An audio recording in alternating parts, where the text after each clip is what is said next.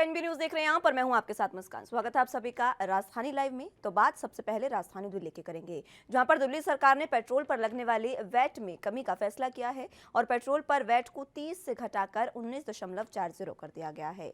इससे पेट्रोल की कीमत में प्रति लीटर 8 रुपए की कमी आई है और नई दरें आधी रात से ही लागू हो गई हैं। इससे दिल्ली में पेट्रोल की कीमत प्रति लीटर 100 रुपए से नीचे आ गई है। दिल्ली में आज से पेट्रोल की कीमत 95.97 रुपए होगी और दिल्ली में इंडियन ऑयल के पंप पर बुधवार को पेट्रोल की कीमत 103.97 रुपए थी। मुख्यमंत्री अरविंद केजरीवाल की अगुवाई में हुई कैबिनेट की बैठक में यह अहम फैसला लिया गया है। और इससे पहले केंद्र सरकार ने बीते 4 नवंबर से दोनों ईंधनों पर सेंट्रल एक्साइज ड्यूटी में कटौती की घोषणा की थी। केंद्र सरकार ने पेट्रोल पर 5 रुपए प्रति लीटर जबकि डीजल पर 10 रुपए प्रति लीटर की कटौती की थी। और इस फैसले के बाद दिल्ली में इंडियन ऑयल के पंप पर पेट्रोल का दाम प्रति लीटर 6.07 रुपए घटा था और इसी तरह डीजल की कीमत भी 11.75 रुपए घटी थी। और अब केजरीवाल सरकार ने यह बड़ा ऐलान करते हुए दिल्ली वासियों को काफी बड़ी राहत दी है।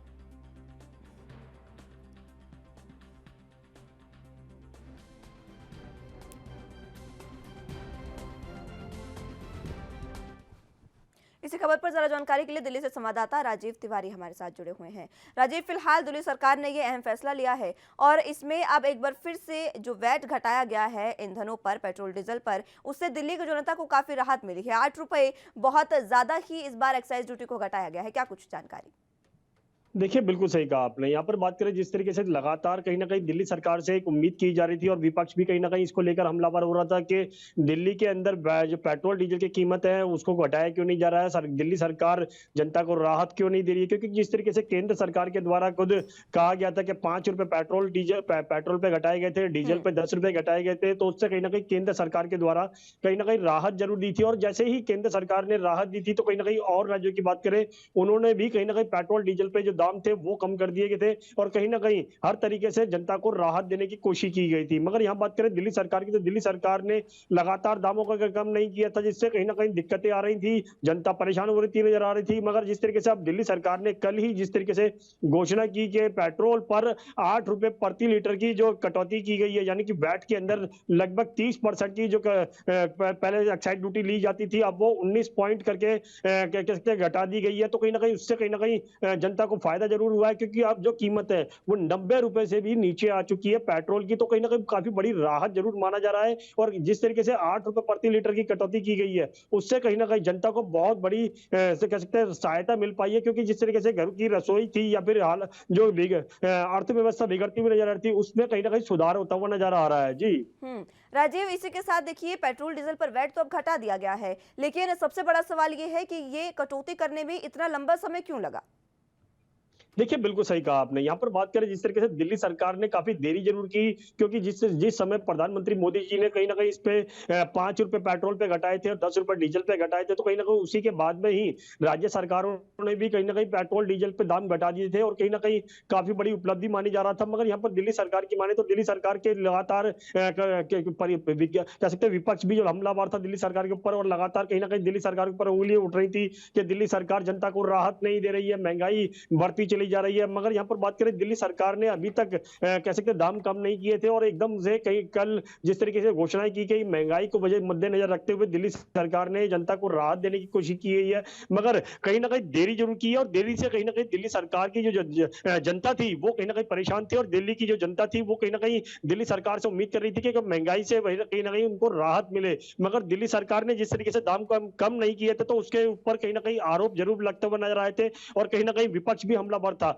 मगर जिस तरीके से अब दिल्ली सरकार ने पेट्रोल पर दाम घटा दिया तो कहीं ना कहीं राहत जरूर मिली है, मगर जिस तरीके से इन्होंने कहीं ना कहीं देरी की है उससे कहीं ना कहीं दिल्ली सरकार की मुश्किलें जरूर बनी हुई थी। मगर अब जनता संतुष्ट है और कहीं ना कहीं जिस तरीके से 90 रुपए से नीचे पेट्रोल के दाम आ चुके हैं तो कहीं ना कहीं काफी बड़ी सहायता भी माना जा रहा है कि घर की हर अर्थव्यवस्था जो है सुधरने में कहीं ना कहीं मदद मिलेगी। जी राजीव, देखिए जो जब पेट्रोल डीजल के वैट नहीं घटाए गए थे उस समय विपक्ष हमलावर था, लेकिन अब जब कटौती कर ली गई है तो क्या विपक्ष कोई प्रतिक्रिया सामने आई?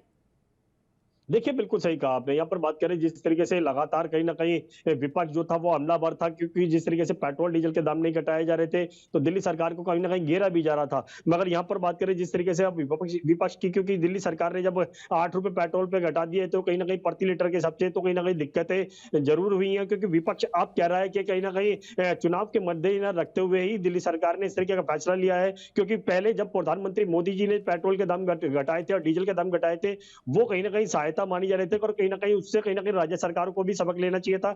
मगर यहाँ पर दिल्ली सरकार ने जिस तरीके से देरी की है, उससे कहीं न कहीं विपक्ष जो है वो लगातार कहीं न कहीं दिल्ली सरकार को घेरता हुआ नज़र आ रहा है, और कहीं न कहीं चुनाव से जोड़ते हुए ही इसको देखा जा रहा है। जी। चुनाव से जोड़कर इसको देखा जा रहा है क्योंकि देखिए जिस तरीके से अभी पंजाब में भी चुनाव हैं आगामी, इसको पंजाब से जोड़कर इस तरीके से हम देख रहे हैं क्योंकि जब भी केजरीवाल पंजाब में या फिर उत्तराखंड में जाते हैं तो दिल्ली के तर्ज की बात करते हैं, दिल्ली के तर्ज पर तमाम मॉडल स्थापित करने की कोशिश करते हैं। इसीलिए दिल्ली में ये कहीं राजनीति के मद्देनजर ही प्रेरित ये मामला तो नहीं है क्योंकि दिल्ली में घटाया गया है, तो इसके बाद पंजाब और उत्तराखंड में भी इसी तरीके की बातें एक बार फिर से कही जा सके। देखिए, बिल्कुल सही कहा आपने। यहाँ पर बात करें जिस तरीके से 5 राज्य के चुनाव हैं, क्योंकि पंजाब के अंदर भी चुनाव है और हरियाणा के अंदर, उत्तराखंड के अंदर बात करें, तो लगातार कहीं न कहीं अरविंद केजरीवाल जो है वो इन जगहों पर जाकर चुनाव प्रचार भी कर रहे थे और दिल्ली को एक रोल मॉडल के तौर पर रख रहे थे। मगर विपक्ष जो था वो लगातार कहीं न कहीं इस मुद्दे को लेकर भी कहीं न कहीं बुराने की कोशिश कर रहा था और दिल्ली सरकार को घेरने की भी कोशिश की जा रही थी। खास तौर पर अरविंद केजरीवाल को जो पंजाब में गए थे और कहीं न कहीं वहाँ पर दिल्ली सरकार की उपलब्धियाँ गिनाई थी कि दिल्ली सरकार ने भी लोगों के लिए बिजली फ्री दे रखी है, पानी फ्री दे रखा है, और पेट्रोल, डीजल की बात करें तो कहीं न कहीं उसको लेकर कहीं न कहीं दिक्कतें ज़रूर आ रही थी। मगर जिस तरीके से अब दिल्ली सरकार ने ₹8 की कटौती की है, हम्म। उससे कहीं न कहीं दिल्ली सरकार को कुछ फ़ायदा भी होगा, और दिल्ली सरकार बार-बार फिर वहीं जाकर, यानी कि पंजाब की बात करें, हरियाणा की बात करें, उत्तर प्रदेश की बात करें या फिर उत्तराखंड की बात करें, वहाँ पर भी कहीं न कहीं अब दिल्ली सरकार यही कोशिश करेगी कि दिल्ली को रोल मॉडल के तौर पर रखा जाए और कहीं न कहीं उनको ही, ये जनता को वहाँ के ये समझाया जाए कि दिल्ली सरकार बेहतर है और दिल्ली सरकार को ही, हम्म। यानी कि आम आदमी पार्टी को ही लेकर आना चाहिए सत्ता के अंदर। ठीक जी। है राजीव, बहुत शुक्रिया हमारे साथ जुड़ने के लिए और तमाम अहम जानकारी के लिए। तो अगली खबर की ओर रुख कर लेते हैं। शिरोमणि अकाली दल के नेता और दिल्ली सिख गुरुद्वारा प्रबंधक कमेटी के अध्यक्ष मनजिंदर सिंह सिरसा बीजेपी में शामिल हो गए हैं। केंद्रीय मंत्री धर्मेंद्र प्रधान और गजेंद्र सिंह शेखावत की मौजूदगी में उन्होंने बीजेपी का दामन थामा और इस दौरान सिरसा ने अमित शाह और जेपी नड्डा को धन्यवाद भी दिया। बीजेपी में शामिल होने से पहले सिरसा ने दिल्ली सिख गुरुद्वारा प्रबंधक कमेटी के भी पद से इस्तीफा दिया था और वो प्रबंधक कमेटी के अध्यक्ष थे। सिरसा ने ट्वीट कर कहा कि साथ काम करने वाले सभी पदाधिकारियों, सदस्यों, कर्मचारियों और लोगों के प्रति आभार प्रकट करता हूं। मैं दिल्ली सिख गुरुद्वारा प्रबंधक कमेटी से अध्यक्ष पद से इस्तीफा दे रहा हूं। मैं आगामी DSDMC आंतरिक चुनाव नहीं लड़ूंगा। अपने समुदाय, मानवता और राष्ट्र की सेवा करने की मेरी प्रतिबद्धता पूर्व की तरह ही रहेगी। बीजेपी में शामिल होने से पहले मनजिंदर सिंह सिरसा ने पार्टी अध्यक्ष जेपी नड्डा और केंद्रीय गृह मंत्री अमित शाह से मुलाकात की। सिरसा 2 बार दिल्ली से विधायक रहे और लंबे समय तक दिल्ली सिख गुरुद्वारा प्रबंधक कमेटी के विभिन्न पदों पर सेवाएं दे चुके हैं। शेखावत ने इस मौके पर कहा कि सिरसा के बीजेपी में शामिल होने से पंजाब विधानसभा के चुनाव में पार्टी को बहुत लाभ होगा। अगले साल की शुरुआत में पंजाब में विधानसभा चुनाव होने हैं।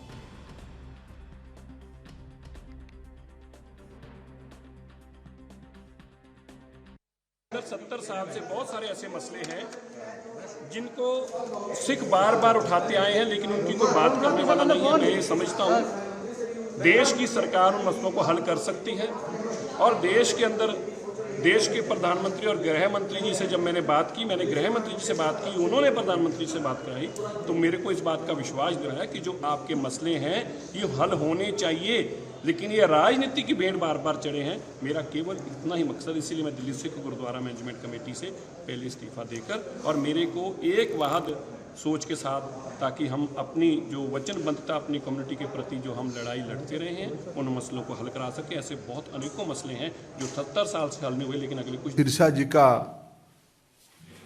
ज्वाइन करना पार्टी की संगठन को, पार्टी की जनाधार को मजबूती देगा। ऐसे ही सिरसा जी हमारे साथ थे ही, लंबे समय से हम लोग काम करते आए हैं और मैं आज व्यक्तिगत रूप में सिरसा जी की एक हमारी पार्टी में ज्वाइनिंग करने का तो एक आनंद है ही।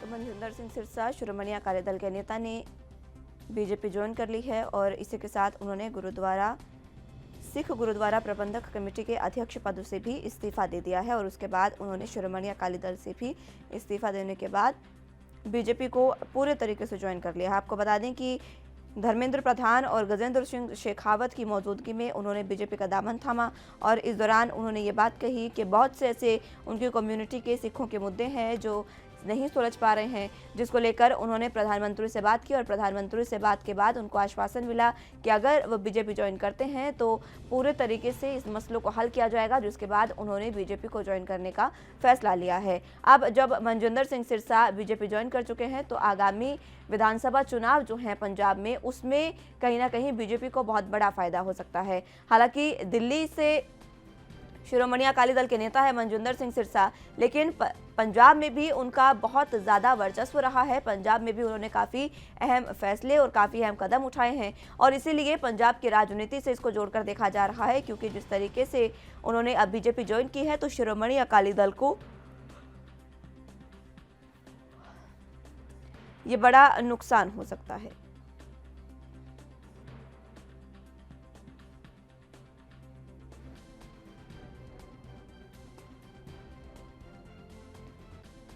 तो कल शिरोमणि अकाली दल के नेता और दिल्ली सिख गुरुद्वारा प्रबंधक कमेटी के अध्यक्ष मनजिंदर सिंह सिरसा ने पार्टी को छोड़ने का ऐलान किया और इसी के साथ उन्होंने बीजेपी को ज्वाइन कर लिया है।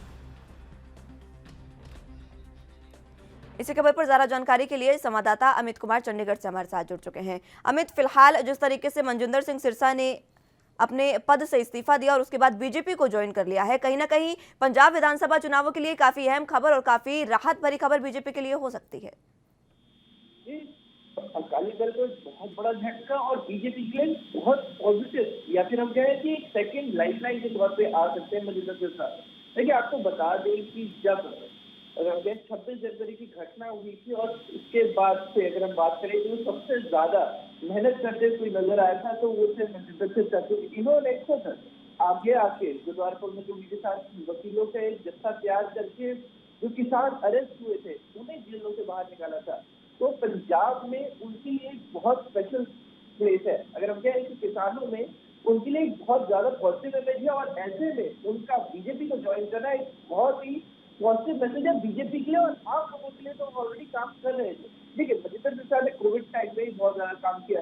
चाहे दिल्ली में उनके काम की बात करें, जब उन्होंने कई हॉस्पिटल वगैरह अगर हम बोले कि लाए गए थे, मेडिकल सप्लाईज दी गई थी उनकी तरफ से। वही किसानी आंदोलन के दौरान लंगर की सेवा अगर हम कहेंगे सबसे आगे उनकी तरफ से लगाई थी, मेडिकल सेवा उनकी तरफ से दी गई थी।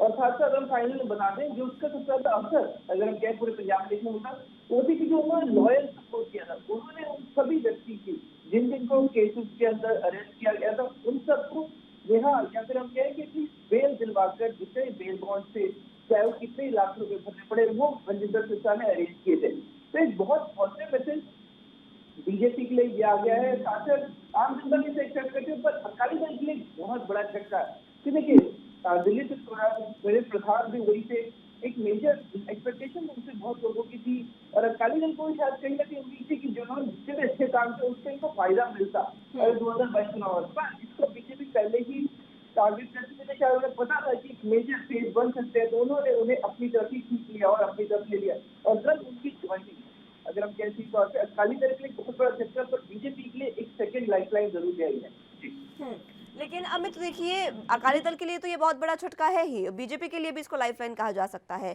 लेकिन इससे आगामी विधानसभा चुनावों में किस तरीके के असर पड़ेंगे और क्या समीकरण बनेंगे बीजेपी के लिए? क्या वाकई बीजेपी उतनी मजबूत हो पाएगी कि वो वहां पर पूरे तरीके से पंजाब में विधानसभा जो चुनाव होने हैं उनके लिए पूरी टक्कर दे सके कांग्रेस को? क्योंकि कांग्रेस ने जो कांग्रेस के नेता हैं वो अभी भी यही कह रहे हैं कि कांग्रेस पूरे तरीके से मजबूत है और पंजाब में कांग्रेस आ सकती है। पंजाब में कांग्रेस आ सकती है, ऑफकोर्स ये क्लेम स्टार्टिंग से किया जा रहा है और काफी स्ट्रॉन्ग क्लेम था। अगर हम बिल्कुल स्टार्टिंग से बात करते तो इस स्टेटमेंट की पूरी वैलिडिटी भी थी, पर इंटरनल फाइट ने इस क्लेम को काफी कमजोर कर दिया है। पर अभी भी एक मेजर कंटेंडर है 2022 के चुनाव पर। वही अगर हम बात करते हैं बीजेपी की, तो बीजेपी को सेकेंड लाइफलाइन के लिए, क्योंकि मैं ये नहीं कहूंगा कि मनजिंदर सिरसा ने ज्वाइन करने से कोई एक मेजर चेंज आएगा, पर बात यह है कि पर्सपेक्टिव जरूर चेंज होगा। मनजिंदर सिरसा किसानों के लिए एक काफी पॉजिटिव कह रहे हैं। वो एक ऐसा व्यक्ति है जिनको लोग एक्सेप्ट करते हैं, जिससे लोगों ने उम्मीद रखी थी, ये वो व्यक्ति हैं जो एग्जैक्टली ग्राउंड लेवल, जो किसान आंदोलन चल रहा था, तभी ग्राउंड लेवल पे वहाँ पे देखा था, इन्होंने कोई पॉलिटिक्स नहीं की थी, पर इनकी तरफ से जो मदद हो सकती थी इन्होंने वो मदद की थी। और अगर हम बात करें तो एक बहुत ही ज्यादा पॉजिटिव इमेज मनमोहन सिंह बना चुके और इसके जरिए वापस देखिए, क्योंकि ये इमेज किसमें थी, ये किसानों के बीच में थी, कर किसकी लेंगे, किसानों की, हेल्थ किसकी हुई, किसानों की। तो इस किसानों के लिए अगर हम कहें बहुत पॉजिटिव इमेज और वापसी मनमोहन सिंह के थ्रू अगर हम कहें कि बीजेपी कर सकती है कि हमारे पास मनमोहन सिंह है, देखिए जिसको आपने इतना ट्रस्ट किया, जिस व्यक्ति ने आपकी इतनी मदद की, चाहे वो बेल पे हो, चाहे वो अन्य लंगर हो, उन सभी चीजों के ऊपर हम मुद्दा बना के खुद को उनके जरिए लोगों के नीचे वापस लाने की कोशिश की जाएगी। तो देखिए पहले ये हो चुके हैं, तो उनके कई पर्सपेक्टिव रह जाते हैं, जिनको बीजेपी को चांसेस चाहिए थे और अब वो चांसेस मिल चुके हैं। ठीक है अमित, बहुत शुक्रिया हमारे साथ जुड़ने के लिए और तमाम जानकारी के लिए। तो बुलेटिन में फिलहाल यहाँ वक्त एक छोटे से ब्रेक का है, फौरन हाजिर होंगे।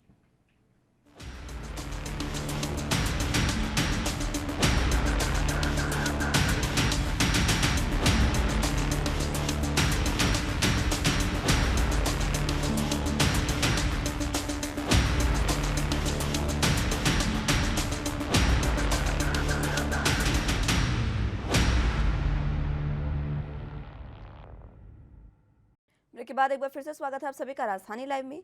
पश्चिम बंगाल के मुख्यमंत्री और टीएमसी प्रमुख ममता बनर्जी ने मुंबई में एनसीपी प्रमुख शरद पवार से मुलाकात की है।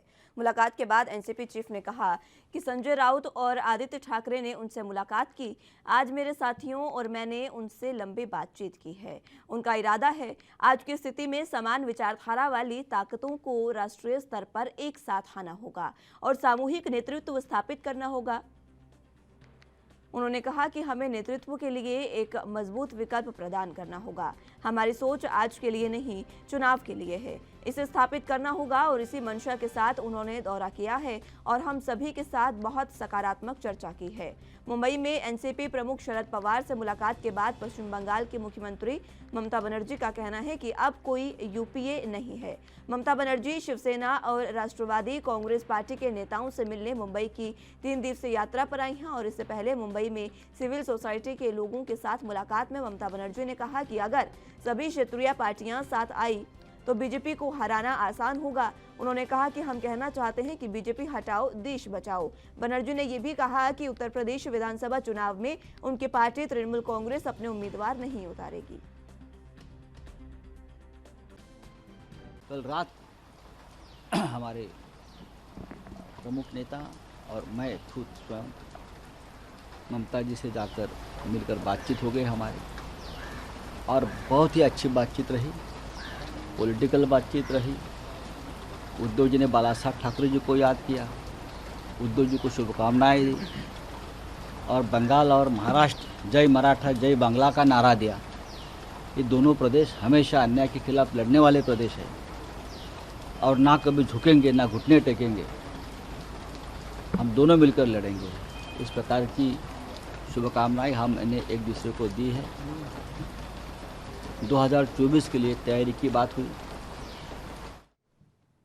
इसी खबर पर ज्यादा जानकारी के लिए मुंबई से संवाददाता मुरारी सिंह हमारे साथ जुड़े हुए हैं। मुरारी, फिलहाल जिस तरीके से शरद पवार और ममता बनर्जी के बीच मुलाकात हुई, इस मुलाकात को आगामी चुनावों के लिए कितना अहम समझा जाए? मुस्कान, देखिए जिस तरीके से ममता बनर्जी तैयारी कर रही है कि सारी जो राजनीतिक पार्टियां हैं वो एक साथ आए, क्योंकि उन्होंने जो नारा दिया है बीजेपी हटाओ देश बचाओ, और सबसे पहले उनका जो सपोर्ट है वो महाराष्ट्र में शिवसेना कर रही है, जिसका जीता जागता प्रमाण युवा नेता आदित्य ठाकरे और शिवसेना प्रवक्ता व सांसद संजय राउत उनसे मुलाकात की है। लगभग पौने घंटे तक चर्चाएं हुई है। उसके बाद अगर शरद पवार की मुलाकात की बात करें तो खुद एनसीपी प्रमुख लगभग 1.5 से 2 घंटे तक चर्चाएं हुई है। महाराष्ट्र के जो दिलीप वलसे पाटिल थे वो उनके साथ मौजूद थे और जो चर्चाएं हुई हैं वो आगामी चुनाव को लेकर के हुई हैं। साथ ही साथ ममता बनर्जी ने यूपी में जो चुनाव होने वाले हैं उसे लेकर के कह सकते हैं कि एक बड़ा ऐलान किया है कि तृणमूल कांग्रेस के एक भी उम्मीदवार वो यूपी में नहीं उतारेंगे। तो कहीं ना कहीं जो सहयोगी पार्टियां हैं उनके जो और न जाए। और रहा कि शरद पवार की अगर बात करें तो महाराष्ट्र की राजनीति के अलावा वो देश की राजनीति में भी एक अहम भूमिका है उनकी। अब ऐसे में उनको अपने साथ लेना और क्या कुछ चर्चाएं हुई होगी उस पर जो बयान आए हैं वो साफ तौर पर देखे और समझे जा रहे हैं। मुस्कान, ये जो मुलाकात रही मुरारी, ये लोकसभा चुनावों के लिए वाकई बेहद अहम हो जाती है, क्योंकि जिस तरीके से उन्होंने नारा दिया कि बीजेपी हटाओ देश बचाओ, यानी कि अब तमाम विपक्ष एकत्रित हो रहा है और अगर विपक्ष एकजुट होता है तो कहीं ना कहीं लोकसभा के जो चुनाव होने वाले हैं 2024 में, उसमें बीजेपी को झटका लग सकता है।